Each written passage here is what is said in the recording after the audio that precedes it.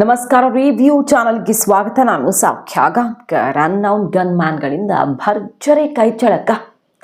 ಈ ಸಲ ಬಿದ್ದಿದ್ದು ಯಾವ ತಲೆ? ಹಾಗಾದರೆ ಒಂದು ಕಡೆ ಭಾರತವನ್ನು ನಲುಗಿಸಲೇಬೇಕು ಅಂತ ಭಯಂಕರ ಸಂಚು ರೂಪಿಸಿರುವಂಥ ಹೊತ್ತಲ್ಲೇ ತಲೆಗೆ ಸರಿಯಾಗಿ ಗುರಿ ಇಟ್ಟಿದ್ದಾರೆ. ಮತ್ತೊಂದು ಕಡೆ ಮಹಾ ಟ್ರ್ಯಾಪ್ ಬಟ ಬಯಲಾಗಿದೆ. ಬಹಳ ದೊಡ್ಡ ಟ್ರ್ಯಾಪ್, ಭಯಂಕರವಾದ ಸಂಚೊಂದು ಈಗ ಬಟ ಬಯಲಾಗಿದೆ. ಭಾರತೀಯರು, ದೇಶವಾಸಿಗಳು ನೋಡಲೇಬೇಕಾದ, ತಿಳ್ಕೊಳ್ಳೇಬೇಕಾದಂತಹ ಒಂದು ವೆರಿ ಇಂಟ್ರೆಸ್ಟಿಂಗ್ ರಿಪೋರ್ಟ್ ಇದು.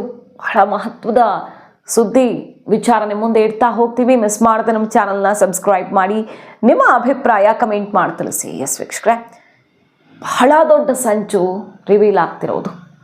ಭಾರತ ಎಕ್ಸ್ಪೆಕ್ಟ್ ಅಂತೂ ಮಾಡ್ತಾನೆ ಇದೆ. 360 ಡಿಗ್ರಿ ಸುತ್ತಲೂ ಏನು ಬೇಕಾದರೂ ನಡಿಬಹುದು ಅಂತ ಎಲ್ಲದಕ್ಕೂ ತಯಾರಾಗಿದೆ. ಆದರೆ ಭಯಂಕರವಾದಂಥ ಟ್ರ್ಯಾಪ್, ಅದರ ಪಕ್ಕಾ ಡೀಟೇಲ್ಸ್ ಈಗ ಔಟ್ ಆಗಿರೋದು, ಎಕ್ಸ್ಪೋಸ್ ಆಗಿರೋದು, ಅದನ್ನು ಹೇಳ್ತಾ ಹೋಗ್ತೀವಿ. ಅದಕ್ಕಿಂತ ಮುಂಚೆ ಈ ಅನ್ನೌನ್ ಗನ್ಮ್ಯಾನ್ಗಳ ಆಪರೇಷನ್ ಸುದ್ದಿಯನ್ನು ನೋಡಿಬಿಡೋಣ. ಮೊನ್ನೆ ಹಾದಿ ಫಿನಿಶ್ ಆದ ಬೆನ್ನಲ್ಲೇ ಭಾರತದ ವಿರುದ್ಧ ತಿರುಗಿ ಬಿದ್ದಿರೋದಲ್ವ. ಅಲ್ಲಿ ಹಿಂದೂಗಳ ಮಾರಣ ಹೋಮ ಆಗ್ತಾ ಇದೆ ಬಾಂಗ್ಲಾದಲ್ಲಿ. ಮತ್ತು ಅದರ ಬೆನ್ನಲ್ಲೇ ಭಾರತ ತಿರುಗೇಟು ಕೊಡ್ತಿದ್ದ ಹಾಗೆ ಅವರು ಭಾರತೀಯರಿಗೆ ವೀಸಾ ಕ್ಯಾನ್ಸಲ್ ಮಾಡಿ ಭಾರತಕ್ಕೆ ಸೆಡ್ ಹೊಡಿತೀವಿ ಅಂತ, ಭಾರತ ಮನಸ್ಸು ಮಾಡಿದ್ರೆ ಹೊಸಕಿ ಹಾಕಬಹುದಾದಂಥ ಒಂದು ದೇಶ ಅದು, ಭಾರತಕ್ಕೆ ಸೆಡ್ ಹೊಡಿತೀವಿ ಅಂತ ಬಾಂಗ್ಲಾ ನಿಂತಿರೋದು ಅವೆಲ್ಲ ಗಮನಿಸ್ತಾ ಇದ್ದೀವಲ್ವ.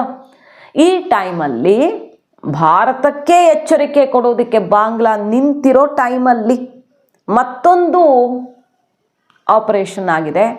ಯಾರಾದರೂ ಮಾಡಿರಲಿ, ಒಟ್ಟಿನಲ್ಲಿ ಒಂದು ಆಪರೇಷನ್ ಆಗಿದೆ. ಅನ್ನೌನ್ ಗನ್ ಮ್ಯಾನ್ಗಳು ತಲೆಗೆ ಗುಂಡಿಟ್ಟಿದ್ದಾರೆ. ಡಾಕ್ಟರ್ ಮೊತಲೆಬ್ ಶಿಕ್ದರ್ ಅಂತ ಆತನ ಹೆಸರು. ಹಾದಿ ಬೆನ್ನಲ್ಲೇ, ಉಸ್ಮಾನ್ ಹಾದಿ ಹತ್ಯೆಯ ಬೆನ್ನಲ್ಲೇ ಮತ್ತೊಬ್ಬ ಪ್ರಮುಖ ನಾಯಕ, ಹಸೀನಾ ವಿರುದ್ಧ ದಂಗೆ ಎಬ್ಬಿಸೋದ್ರಲ್ಲಿ ಪ್ರಮುಖ ಪಾತ್ರ ವಹಿಸಿದ್ದವರ ಪೈಕಿ ಈತನದ್ದು ಎರಡನೇ ತಲೆ. ಆ ತಲೆ ಕರೆಕ್ಟಾಗಿ ಹೊಡೆದಿದ್ದಾರೆ.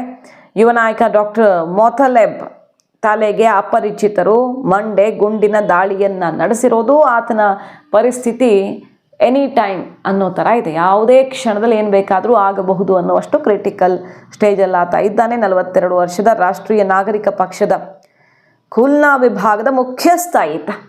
ಸೊ ಮತ್ತೊಬ್ಬ ಬಿಗ್ ಲೀಡರ್, ಬಾಂಗ್ಲಾದಲ್ಲಿ ಆ್ಯಂಟಿ ಇಂಡಿಯಾ ಆ್ಯಕ್ಟಿವಿಟಿ ಮಾಡಿಕೊಂಡು ಇಲ್ಲಿ 7 ಸಿಸ್ಟರ್ಸ್ಗೆ ಕೈ ಹಾಕ್ತೀವಿ ಅಂತಿದ್ದವರ ಪೈಕಿ ಈತ ಕೂಡ ಒಬ್ಬ ಪ್ರಮುಖ. ಮತ್ತೊಬ್ಬನಿಗೆ ಬಿದ್ದಿದೆ.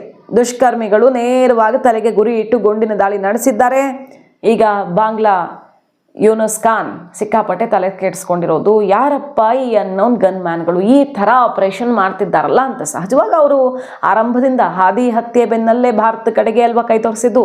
ಹಸೀನಾ ರಕ್ಷಣೆ ಮಾಡ್ತಾರೆ ಮೋದಿ, ಈ ರೀತಿ ಬಾಂಗ್ಲಾದಲ್ಲಿ ಹೋರಾಟಗಾರರನ್ನು ಫಿನಿಶ್ ಮಾಡ್ತಿದ್ದಾರೆ ಅಂತ ಈಗ ಮತ್ತೆ ಎರಡನೇ ತಲೆಗೂ ಕೂಡ ಭಾರತದ ಕಡೆಗೆ ಕೈ ತೋರಿಸ್ತಿದ್ದಾರೆ. ಸಹಜವಾಗಿ ಯಾರಾದರೂ ಮಾಡಿರಲಿ, ಬಟ್ ಭಾರತದಲ್ಲಿ ನಾವು ವಿಭಜನೆ ಮಾಡ್ತೀವಿ, ಒಡಿತೀವಿ, ಕಟ್ ಮಾಡ್ತೀವಿ ಅಂತಿದ್ದವರೆಲ್ಲ ಕಟ್ ಆಗ್ತಿದ್ದಾರೆ. ಈಗ ಅದೊಂದು ಸಮಾಧಾನಕರ ವಿಚಾರವೇ. ಬಟ್ ಗಲಾಟೆ ಹೇಳ್ತಾ ಇದೆಯಲ್ಲ, ದೊಡ್ಡ ಟ್ರ್ಯಾಪ್ ಬಟ ಬಯಲಾಗ್ತಿರೋದು ಏನು ಅಂತ ನೋಡಿ.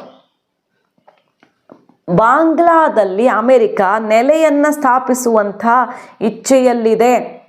ಅಂದರೆ ಒಂದು ಬೇಸ್ ಬೇಕು. ಪಾಕಿಸ್ತಾನದಲ್ಲಿ ಹೆಂಗಿದೆಯೋ ಹಾಗೆ ಬಾಂಗ್ಲಾವನ್ನು ಕೂಡ ತನ್ನ ಹಿಡಿತಕ್ಕೆ ಸಂಪೂರ್ಣವಾಗಿ ತಗೊಳ್ಬೇಕು. ಬಟ್ ಬಾಂಗ್ಲಾದಲ್ಲಿ ಒಂದು ಅಲ್ಲಿ ಮುಸ್ಲಿಂ ಅನ್ನೋ ವಿಚಾರ, ಮತ್ತೊಂದು ಕಡೆಗೆ ಈ ಫಾರಿನರ್ಸ್ ಇಂಟರ್ವೆನ್ಷನ್ ಇರಬಾರ್ದು ಅನ್ನೋ ಕಾರಣಕ್ಕೆ ಬೇರೆ ಬೇರೆ ರಾಷ್ಟ್ರಗಳ ಜೊತೆಗೆ ಹೆಚ್ಚು ಒಪ್ಪಂದಕ್ಕಿಳಿದಿಲ್ಲ ಇನ್ನೂ ಬಾಂಗ್ಲಾ. ಅಂದರೆ ಬೇರೆ ದೇಶದ ವಿದೇಶಿ ಕಂಪನಿಗಳು ಬಂದು ಇಲ್ಲಿ ನೆಲೆಯೂರೋದು, ಬೇಸನ್ನು ಸ್ಥಾಪಿಸೋದು, ಇಂಥದ್ದಕ್ಕೆ ಇನ್ನೂ ಅವಕಾಶ ಸಿಕ್ಕಿಲ್ಲ. ಸಿಕ್ಕಾಪಟ್ಟೆ ಪ್ರೊಟೆಸ್ಟ್ಗಳೆಲ್ಲ ಆಗ್ತಿದ್ದಾವೆ. ವಿದೇಶಿ ಇಂಟರ್ವೆನ್ಷನ್ನೇ ಬೇಡ ಬಾಂಗ್ಲಾದಲ್ಲಿ ಅಂತ. ಹಾಗಾಗಿ ಅಮೆರಿಕಕ್ಕೆ ಸ್ವಲ್ಪ ಟೆನ್ಷನ್ ಇದೆ. ಬಾಂಗ್ಲಾದಲ್ಲಿ ಬಂದು ಕೂತ್ರೆ ಭಾರತಕ್ಕೆ ತುಂಬ ತೊಂದರೆ ಮಾಡಬಹುದು ಅಂತ ಆ ದಾರಿ ಕ್ಲಿಯರ್ ಮಾಡ್ಕೊಳ್ಬೇಕು. ಏನು ಮಾಡಬಹುದು ಅದಕ್ಕೆ?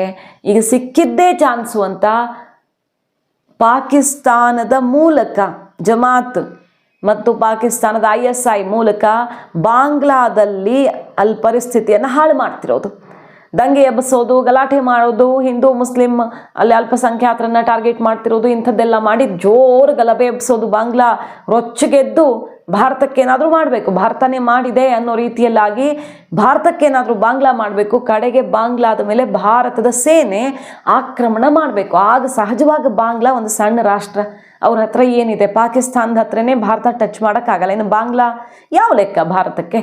ಜಸ್ಟ್ ಒಂದು ಸೊಳ್ಳೆ ಥರ ಹೊಸಕ್ಕೆ ಹಾಕಬಹುದು. ಆಗ ಸಹಜವಾಗಿ ಬಾಂಗ್ಲಾ ಅಮೆರಿಕ ಸಹಾಯ ಕೇಳುತ್ತೆ. ನಾವು ನಿಮಗೆ ಮಿಲಿಟರಿ ಸಪೋರ್ಟ್ ಕೊಡ್ತೀವಿ, ಎಲ್ಲ ಬಗ್ಗೆ ಸಪೋರ್ಟ್ ಕೊಡ್ತೀವಿ, ನಮಗೆ ಇಲ್ಲಿ ನೆಲೆಯೂರೋದಕ್ಕೆ ಅಂದರೆ ಬೇಸ್ ಡೆವಲಪ್ ಮಾಡೋದಕ್ಕೆ ಅವಕಾಶ ಮಾಡಿಕೊಡ್ಬೇಕು ಅಂತ ಕಂಡೀಷನ್ ಹಾಕಿ ಮಿಲಿಟರಿ ಸಪೋರ್ಟ್ ಕೊಡುತ್ತೆ. 2 in 1 ಪ್ಲ್ಯಾನು. ಅಲ್ಲಿ ನೆಲೆನೂ ಇರಬಹುದು, ಜೊತೆಗೆ ಭಾರತದ ವಿರುದ್ಧ ಮಿಲಿಟರಿ ಆಪರೇಷನ್ ಬಾಂಗ್ಲಾ ಮುಖ ಹಾಕ್ಕೊಂಡು ಮಾಡಬಹುದು ಅನ್ನೋದು ಅಮೆರಿಕದ ಭಯಂಕರವಾದ ಟ್ರ್ಯಾಪ್. ಈ ಟ್ರ್ಯಾಪ್ಗೆ ಭಾರತ ಬೀಳುತ್ತೆ ಅಂತ ಅಂದುಕೊಂಡಿದ್ರೆ ಅದರಷ್ಟು ಮೂರ್ಖತನ ಮತ್ತೊಂದಿಲ್ಲ.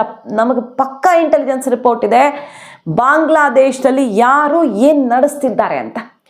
ಭಾರತ ಹಿಂದೆ ಏನೇನೆಲ್ಲ ನೋಡಿದೆ, ಇಂಥದ್ದು ಬೇಕಾದಷ್ಟು ನೋಡಿದೆ. ಮಾಲ್ಡೀವ್ಸನ್ನು ಬಳಸ್ಕೊಂಡ್ರು, ಆತ ಮೈ ಮೇಲೆ ದೆವ್ವ ಬಂದಂಗೆ ಕುಣಿದಾಡ್ದ. ಮಾಲ್ಡೀವ್ಸ್ ಕಡೆಗೆ ಭಾರತವನ್ನು ಎದುರು ಹಾಕ್ಕೊಂಡ್ರೆ ಆಗಲ್ಲ ಅಂತ ಅವರೇ ಶರಣಾಗಬೇಕಾಯ್ತು. ಕೆನಡಾ ಏನಾಯಿತು, ಖಲಿಸ್ತಾನಿ ವಿಚಾರದಲ್ಲಿ ಏನೇನೆಲ್ಲ ರಂಪಾಟ ಅಲ್ವಾ. ಆದರೆ ಕಡೆಗೆ ಈಗ ಆತ ಬದಲಾಗ್ತಿದ್ದ ಹಾಗೆ ಕೆನಡಾ ಭಾರತ ಜೊತೆಗೆ ವಾಣಿಜ್ಯ ವ್ಯಾಪಾರ ಒಪ್ಪಂದ ಅಂದ್ಕೊಂಡು ಅಲ್ಲಿನ ನಾಯಕತ್ವ ಚೇಂಜ್ ಆಗ್ತಿದ್ದ ಹಾಗೆ ಕೆನಡಾ ದಾರಿಗೆ ಬರಬೇಕಾಯ್ತು, ಅನಿವಾರ್ಯ ಆಯಿತು. ಅಲ್ಲೂ ಕೂಡ ಅನಿವಾರ್ಯ ಆಯಿತು. ಕೆನಡಾ ಹ್ಯಾಂಡ್ಲ್ ಮಾಡಿದ್ದೀವಿ, ಮಾಲ್ಡೀವ್ಸು, ನೇಪಾಳು, ಶ್ರೀಲಂಕಾ ಎಲ್ಲ ಕಡೆಗೆ ಇದೇ ಥರ. ಚೀನಾ, ಅಮೆರಿಕಾ, ಸ್ಪೆಷಲಿ ಅಮೆರಿಕಾ ಭಾರತದಲ್ಲಿ ಅನ್ರೆಸ್ಟ್ ಸೃಷ್ಟಿ ಮಾಡೋಕೆ, ಇಲ್ಲಿ ಕೋಮುಗಲಭೆ ಸೃಷ್ಟಿ ಮಾಡೋಕೆ ಭಾರತವನ್ನು ಕೆರಳಿಸಿ ಅವರು ಎರಗಬೇಕು, ಆಮೇಲೆ ಹೊಡಿಬೇಕು. ಈ ಥರದ್ದೆಲ್ಲ ಪ್ಲ್ಯಾನ್ ಬೇಕಾದಷ್ಟು ಆಗಿದೆ. ಮೋದಿ ಅವಧಿಯಲ್ಲಿ ಇದು ಲೆಕ್ಕಕ್ಕಿಲ್ಲದಷ್ಟು ಚೀನಾ ಅಮೆರಿಕ ಪ್ರಯತ್ನಗಳನ್ನು ನಾವು ಚೆನ್ನಾಗಿ ಒಂದು ಚೂರೂ ಮೈಕೈ ನೋಯಿಸ್ಕೊಳ್ಳದೆ ಬೆಣ್ಣೆಯಿಂದ ಕೂದಲು ತೆಗೆಯೋದು ಅಂತಾರಲ್ಲ ಹಂಗೆ ತೆಗೆದಿದ್ದೀವಿ. ಅಷ್ಟು ಜಾಣತನದಿಂದ ಹ್ಯಾಂಡಲ್ ಮಾಡಾಗಿದೆ. ಈಗ ಬಾಂಗ್ಲಾ ಕ್ರೈಸಿಸ್ಸು ಸ್ವಲ್ಪ ಡೇಂಜರಸ್ ರೀತಿಯಲ್ಲಿ ನಡೀತಿದೆ. ಶಶಿ ತರೂರ್ ವಿದೇಶಾಂಗ ಕಮಿಟಿ ರಿಪೋರ್ಟ್ ಕೂಡ ಅದೇ ಹೇಳ್ತಿದೆ. 1971 ವಾರ ಆಯ್ತಲ್ಲ ಬಾಂಗ್ಲಾ ವಿಭಜನೆಯ, ಆ ಸಮಯದ ಪರಿಸ್ಥಿತಿ ಹೆಂಗಿತ್ತಲ್ಲ ಅಷ್ಟೇ ತೀವ್ರವಾಗಿದೆ ಈಗ. ಆ ವರ್ಷದ ಬಳಿಕ ಈಗ ಮತ್ತೊಂದು ದೊಡ್ಡ ಸವಾಲು ಭಾರತಕ್ಕೆ ಬಾಂಗ್ಲಾ ವಿಚಾರದಲ್ಲಿ ಎದುರಾಗಿರೋದು ಅಂತ ರಿಪೋರ್ಟ್ ಎಲ್ಲ ಸಬ್ಮಿಟ್ ಆಗಿದೆ. ಸೊ ದೊಡ್ಡದು ಇದು ಅನ್ನೋದು ಗೊತ್ತು, ಬಾಂಗ್ಲಾದ ಹಿಂದೆ ಯಾರಿದ್ದಾರೆ ಅನ್ನೋದು ಗೊತ್ತು. ಆದರೆ ನಾವು ಯುದ್ಧಕ್ಕೆ ಹೋದರೆ ಅಮೇರಿಕ ನಮ್ಮ ಜೊತೆ ಒಂಥರ ನೇರವಾಗಿ ಯುದ್ಧ ಮಾಡ್ದಂಗೆ. ಬಾಂಗ್ಲಾಗಲ್ಲ, ಬಾಂಗ್ಲಾ ಜೊತೆ ಬಂದು ನಿಂತು ಬಿಡುತ್ತೆ ಅಮೇರಿಕ. ಸೊ ಈ ಕ್ರೈಸಿಸನ್ನು ಹ್ಯಾಂಡಲ್ ಮಾಡೋದು ತುಂಬ ಚೆನ್ನಾಗಿ ಗೊತ್ತು ಮೋದಿ, ಜೈಶಂಕರ್, ಅಜಿತ್ ದೋವಲ್ಗೆ. ಯಾರೂ ತಲೆ ಕೆಡಿಸ್ಕೊಳ್ಬೇಕಾಗಿಲ್ಲ. ನೋಡಿ ಹೆಂಗೆ ಪ್ರವೋಕ್ ಮಾಡ್ತಿದ್ದಾರೆ ಭಾರತನ ಅಂದರೆ, ಟ್ರ್ಯಾಪ್ ಎಷ್ಟು ಚೆನ್ನಾಗಿದೆ ಅಂದರೆ ಕೆನಡಾದಲ್ಲಿ ಪ್ರತಿಧ್ವನಿಸ್ತಿದೆ. ಬಾಂಗ್ಲಾದಲ್ಲಿ ಹಿಂದೂ ಹತ್ಯೆ, ಸಜೀವ ದಹನ ಅಥವಾ ಏನೋ ಬೀದಿಲಿ ಹೊಡೆದು ಹಾಕ್ತಿದ್ದಾರೆ ಅನ್ನೋದೆಲ್ಲ ಕೆನಡಾ ಸಂಸತ್ನಲ್ಲಿ ಇದನ್ನು ಖಂಡಿಸಿ ಚರ್ಚೆ ಮಾಡ್ತಾರೆ. ಅಂದರೆ ಭಾರತ ಇಷ್ಟೆಲ್ಲ ಆಗ್ತಿದ್ರು ಸುಮ್ಮನೆ ಕೂತಿದ್ದಾರೆ ಮೋದಿ, ಕೆರಳಬೇಕು, ಏನಾದರೂ ಮಾಡಬೇಕು ಅನ್ನೋ ರೀತಿಯಲ್ಲಿ ಪ್ರಚೋದನಾತ್ಮಕವಾಗಿ ಪ್ರಯತ್ನ ನೋಡಿ ಅಮೆರಿಕದ ಮಿತ್ರ ರಾಷ್ಟ್ರಗಳಲ್ಲಿ ಸುಮಾರು ಕಡೆಯಿಂದ ಆಗ್ತಿದೆ. ಅಲ್ಲೂ ಖಂಡಿಸ್ತಾರೆ. ಭಾರತದಲ್ಲಿ ಮೋದಿ ರಾಜಕೀಯ ವಿರೋಧಿಗಳು ಈಗ ಸಿಕ್ಕಾಪಟ್ಟೆ ಗಟ್ಟಿ ಧ್ವನಿಯಲ್ಲಿ ಹೇಳ್ತಿದ್ದಾರೆ. ವಿರೋಧ ಪಕ್ಷಗಳು ಇಲ್ಲಿ ಪ್ರಿಯಾಂಕಾ ಗಾಂಧಿ ಅವರು ಹೇಳಿದ್ರು, ಬಾಂಗ್ಲಾದಲ್ಲಿ ಹಿಂದೂಗಳ ಮೇಲೆ ದೌರ್ಜನ್ಯಕ್ಕೆ ಆ್ಯಕ್ಷನ್ ತಗೊಳ್ಳೇಬೇಕು ಮೋದಿ ಸರ್ಕಾರ ಅಂತ. ಸೊ ಈಗ ಯಾರೇನಾದರೂ ಹೇಳಲಿ, ಯಾರು ಎಷ್ಟಾದರೂ ಕೆರಳಿಸ್ಲಿ, ಭಾರತ ಕೆರಳೋ ಸಮಯ ಬರಬೇಕು ಅಂತಾನೆ ಶತ್ರುಗಳು ಕಾಯ್ತಿರುವಾಗ ನಾವು ಕೆರಳಿದ್ರೆ ಅವ್ರು ಅಂದ್ಕೊಂಡಿದ್ದನ್ನು ಪಕ್ಕಾ ಮಾಡ್ದಂಗೆ ಆಗತ್ತೆ. ಹಾಗಾಗಿ ಭಾರತ ಸರ್ಕಾರ ಗೊತ್ತು ಈ ಸಿಚುವೇಶನ್ ಹೆಂಗೆ ಹ್ಯಾಂಡಲ್ ಮಾಡಬೇಕು ಅಂತ. ಭಾರತ ಸರ್ಕಾರದ ಮೇಲೆ ಈಗ ಟ್ರಸ್ಟ್ ಇಡಬೇಕಾಗಿದೆ. ಬಹಳ ಕ್ರಿಟಿಕಲ್ ಸಿಚುವೇಶನ್ನೇ ಇದು. ಹಾಗಂತ ನಮ್ಮ ಸೇನೆ ರೆಡಿ ಇಲ್ವಾ? ಮಿಜೋರಾಮಲ್ಲಿ ಮತ್ತೊಂದು ಸೇನಾ ನೆಲೆಯನ್ನು, ಮಿಲಿಟ್ರಿ ಕ್ಯಾಂಪನ್ನು ದಿಢೀರಂತ ಸ್ಥಾಪನೆ ಮಾಡಿರೋದು. ಅಲ್ಲಿ ಏನು ಭೂಗತವಾಗಿ ಶಸ್ತ್ರಾಗಾರ, ಬಂಕರು, ಟ್ಯಾಂಕ್ಸು ಎಲ್ಲ ಮೂವ್ ಆಗಿದೆ. ಇದ್ದಕ್ಕಿದ್ದಂತೆ ಅಂದರೆ ಯೂಶ್ವಲ್ ಅಲ್ಲ, ಅದು ಯಾವಾಗಲೂ ಇರುವಂಥ ಸೆಟಪ್ ಅಲ್ಲ. ಈಗ ಹೊಸ ನೆಲೆಯನ್ನೇ ಸ್ಥಾಪಿಸುವ ಮೂಲಕ ಬಾಂಗ್ಲಾ ಬಾರ್ಡರ್, ಮಿಜೋರಾಂ ಆ ಪ್ರದೇಶದಲ್ಲಿ ತುಂಬ ನಿಯರ್ ಬೈ ಅಲ್ಲಿ ಆಕ್ಸೆಸ್ ಸಿಗುವಂಥ ಪ್ರದೇಶದಲ್ಲಿ ಒಂದು ಸೇನಾ ನೆಲೆಯೇ ಸ್ಥಾಪನೆ ಆಗಿರೋದ್ರಿಂದ ಎನಿ ಟೈಮ್ ಭಾರತ ರೆಡಿ ಇದೆ ಅನ್ನೋದರ ಸ್ಪಷ್ಟ ಚಿತ್ರಣ ಇದು. ಸ್ಪಷ್ಟ ಚಿತ್ರಣ. ನಾವು ಎದ್ದು ನಿಂತರೆ ಬಾಂಗ್ಲಾ ಹೊಸಕ್ಕೆ ಹಾಕೋದು ಗ್ಯಾರಂಟಿ. ಬಟ್ ಅದರ ಪರಿಣಾಮ ಬೇರೆ ಬೇರೆ ಆಯಾಮಗಳನ್ನು ಪಡ್ಕೊಂಡು ಹೋಗ್ತಾ ಇರುತ್ತೆ. ವಿದೇಶಾಂಗ ನೀತಿ ಜಾಣತನದಿಂದ ಮಾಡಬೇಕೇ ಹೊರತು ಉದ್ವೇಗದಿಂದ ಅಲ್ಲ. ಹಾಗಾಗಿ ಭಾರತ ತುಂಬ ಚೆನ್ನಾಗಿ ಮಾಡ್ತಾ ಇದೆ ಈ ಪರಿಸ್ಥಿತಿಯನ್ನು. ಅನ್ನೋನ್ ಗನ್ಮ್ಯಾನ್ಗಳಂತೂ ಅವರ ಕೆಲಸ ತುಂಬ ಕಣ್ಣು ಮಿಟುಕಿಸೋದ್ರೊಳಗೆ ಮುಗಿಸ್ತಿದ್ದಾರೆ. ಬಾಂಗ್ಲಾದ ಒಳಗಡೆ ಯಾರಾದರೂ ಮಾಡ್ತಿರ್ಲಿ, ಒಟ್ಟಿನಲ್ಲಿ ಮುಗಿಸ್ತಿದ್ದಾರೆ. ಭಾರತಕ್ಕೆ ವಿರೋಧಿಗಳಾಗಿರೋರೇ ಮುಗಿತಿದ್ದಾರೆ ಅನ್ನೋದು ವೆರಿ ಇಂಟ್ರೆಸ್ಟಿಂಗು. ಹಸೀನಾ ಗುಡುಗಿದ್ದಾರೆ. ಎಲ್ಲ ಬೆಳವಣಿಗೆಗಳ ಬಗ್ಗೆ ಹಸೀನಾ ಆಕ್ರೋಶ ಹೊರಹಾಕಿದ್ದಾರೆ. ಮುಂದಿನ ವರ್ಷ ಎಲೆಕ್ಷನ್ ಇದೆ. ಆ ಎಲೆಕ್ಷನ್ ಹೊತ್ತಿಗೆ ಏನಾದರೂ ಅಲ್ಲೋಲ ಕಲ್ಲೋಲ ಮಾಡಬೇಕು ಅಂತ, ಅದನ್ನು ಭಾರತದ ಮೇಲೆ ಹಾಕಬೇಕು ಅಂತ ಪಾಕಿಸ್ತಾನನೂ ಕೈಯಾಡಿಸ್ತಿದೆ ಇಲ್ಲಿ ಅಮೆರಿಕದ ಬಲದೊಂದಿಗೆ. ಇದು ಸಂಪೂರ್ಣವಾಗಿ ಎಕ್ಸ್ಪೋಸ್ ಆಗಿರೋದು ಯಾರ ಸಂಚು ಇದು ಅನ್ನೋದು. ಇಷ್ಟು ಗೊತ್ತಾದ್ಮೇಲೆ ಸುಮ್ಮನಿರುತ್ತಾ ಭಾರತ? ಮಾಹಿತಿ ಇಷ್ಟ ಆಗಿದ್ರೆ ಮಿಸ್ ಮಾಡಿದ್ರೆ ನಮ್ಮ ಚಾನಲ್ನ ಸಬ್ಸ್ಕ್ರೈಬ್ ಮಾಡಿ, ನಿಮ್ಮ ಅಭಿಪ್ರಾಯ ಕಮೆಂಟ್ ಮಾಡಿ ತಿಳಿಸಿ. Thank you.